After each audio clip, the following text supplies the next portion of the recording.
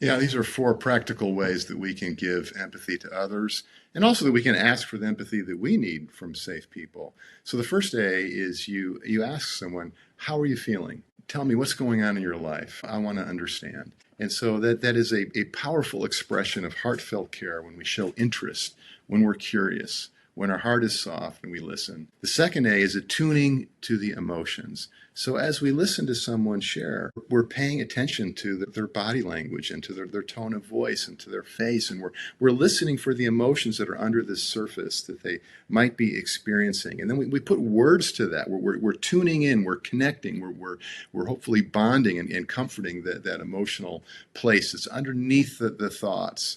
And then the third A is we're acknowledging the significance of the experience, because when we're sharing with a friend over coffee, you're listening and they're talking about their personal life, it's very significant to them, probably more significant, more deep and more complex, more important to them than they feel like they're able to express. So you want to really listen for that deeper level. And then you want to say things like, I can see this is significant for you. I want to understand this better. Tell me more. Or go back to what you were saying about this, because that sounded like it was really stressful for you, or it seemed that was really hurtful for you. Tell me more about that. And so we're validating the significance, the size, the magnitude of the experience for someone.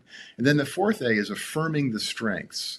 So when someone is vulnerable and shares with you, that takes courage to do that. And so we want to validate that. We want to affirm that by saying, I really admire, I appreciate, I respect your vulnerability, or your courage, or your faith is persevering through a difficult time, or I can tell this was difficult for you to share, but you took initiative and you did it anyway, and I'm really honored that you shared with me.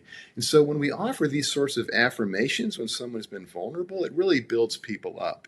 Now, a caution is that some of us have the gift of encouragement. We love to affirm people, maybe share scriptures with them, lift their spirits. And so when we do that as a first response to someone that is hurting or struggling or stressed or frustrated, is not actually that helpful, because it just actually shuts down their emotions.